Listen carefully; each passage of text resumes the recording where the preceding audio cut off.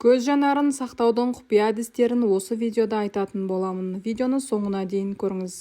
Сондай-ақ бұл каналда сіздің денсаулығыңызға пайдалы барлық ақпараттар бар. Сондықтан бірден тіркеліп алыңыз. Көз ауруларының дамуын болдырмау үшін визуалды стресс кезінде үзіліс жасау, көз жаттығуларын жасау, сонымен қатар бөлмедегі ауаны ылғалдандыру өте маңызды. Дәрігерлердің айтуынша, ұзақ уақытқа созылған визуалды стресс жағдайында кем дегенде сағатына бір рет үзіліс жасап, көз жаттығуларын жасау керек. Мысалы, 5-10 секунд жыпылықтау, терезедегі белгі жаттығуы, көзқарасты алыстағы заттан жақынға жылжыту деген сияқты. Сондай-ақ алдарыңыздағы кеңістіктегі фигураларды, ромб, үшбұрыш, шаршы, сегіздік фигураларды ойша сызу өте пайдалы. Белсенді көруді жиі қолдану да маңызды. Бұл жай қарау емес, көру дегенді білдіреді. Көру аймағындағы объектілерді саналы түрде зерттеңіз. Қала жағдайында ауа өте құрғақ, сондықтан ылғалдандыру маңызды екенін ұмытпаңыз. Күніне кем дегенде 30 минут таза ауада болу керек. Үй ішінде ылғалданғышты қосу керек.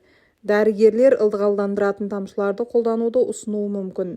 Әсіресе адам экран алдында көп уақыт өткізсе, немесе линза киген адамға маңызды деп кеңес беріледі. Жарықтың өшкенін қаламасаңыз, жанарыңыздың саулығын сақтаңыз. Катаракта көздің ішіндегі биологиялық линзаның қызметін атқаратын көз жанарының мөлдірлігінің бұзылуы. Яғни көз ішіндегі линза бұлыңғырланып, жарық сәулелері көз торына жетпейді.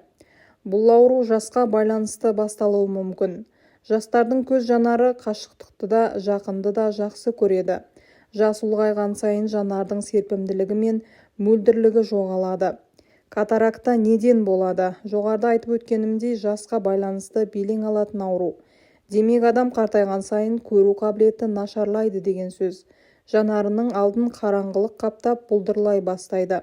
Одан бөлек көз жарақат алса, химиялық немесе термиялық соққы алса, көзге ұзақ уақыт күлгін сәуле түссе, алыстан нашар көрсе, қант диабетіне шалдықса, глаукома, көздің ішкі тор қабығы қабатталса және басқа да көз ауруларына шалдықса, оның соңы катарактаға алып келуі мүмкін. Ал балалардағы катарактаның пайда болуына көбіне тұқым қуалаушылық, жүкті кезіндегі қабылдаған дәрілер, сәби кезінде жұқтырған инфекциялық аурулар, анасы жүкті кезінде қабылдаған темекі мен ішімдік себеп болуы мүмкін. Мұндай дертке шалдыққан балаларға офтальмолог дәрігер ота жасауды ұсынады. Егер 2 жасқа дейін ота жасалса, сәтті әрі нәтижелі болады. Егер уақыт өткізіп алса, баланың көз жанарын қалпына келтіру қиындай түседі. Сондықтан да ана бала денсаулығы үшін өте батыл шешім қабылдауы керек. Ал катарактаның негізгі белгілері қандай? Көздің көмескі тартуы, яғни кез келген нәрсе бұлыңғыр болып көрінеді. Оған қоса қарашықтың мөлдірлігі жойылып, түсі өзгереді. Көзге қос көрінеді. Көзілдірік немесе линза кигенде айналаға анық көрінеді.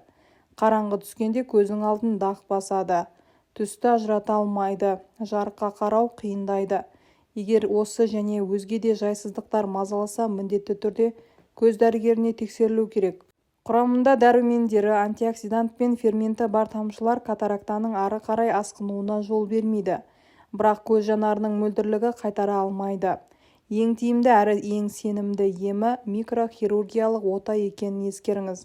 Ота кезінде бұлыңғыр болған жанарды алып, орнына жасандысын қояды. Науқасқа жергілікті жерге жансыздандыратын дәрі егіледі.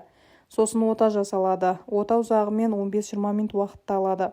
Ота сәтті өтсе, науқас ертеңіне-ақ үйіне жіберіледі. Ота жасалған науқастың күтімі қалай болады?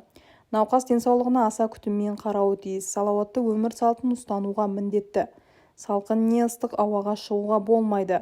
Кітап оқуға, теледидар қарауға, жазуға рұқсат етілмейді. Ауыр зат көтеруге, жүгіруге, секіруге болмайды. Ыстық моншаға, булауға түсуге, суда жүзуге тыйым салынады. Газды, алкогольді сусындар ішуге болмайды. Мейлінше көз саулығына мұқият болып, дәрігер тағайындаған тамшыны үзбей тамызып отыру керек. Катарактадан қалай сақтану керек? Көз ең маңызды әрі керек мүше. Онсыз айналаны қараңғылық қаптайды. Жүрегіңізді де, санаңызды да соқырлық билейді. Көз жанарынсыз ештеме қызық емес. Сондықтан да көзге ерекше күтім қажет. Оның саулығына өте мұқият болғаныңыз жөн.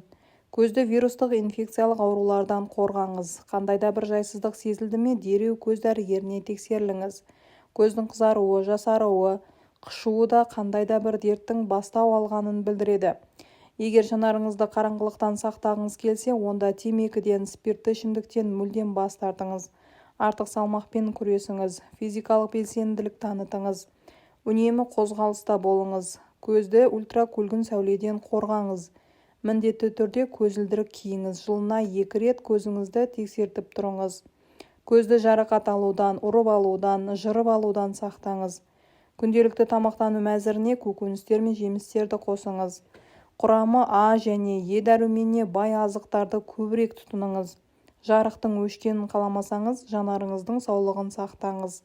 Жанарыңыз арқылы барлық жақсылықты, жақсы нәрсені көре аласыз. Өз денсаулығыңызға және жақындарыңызға қамқор бола біліңіз. Ал осы видео сізге пайдалы болса, жақындарыңызбен бөлісіп, каналға тіркеле кетіңіз.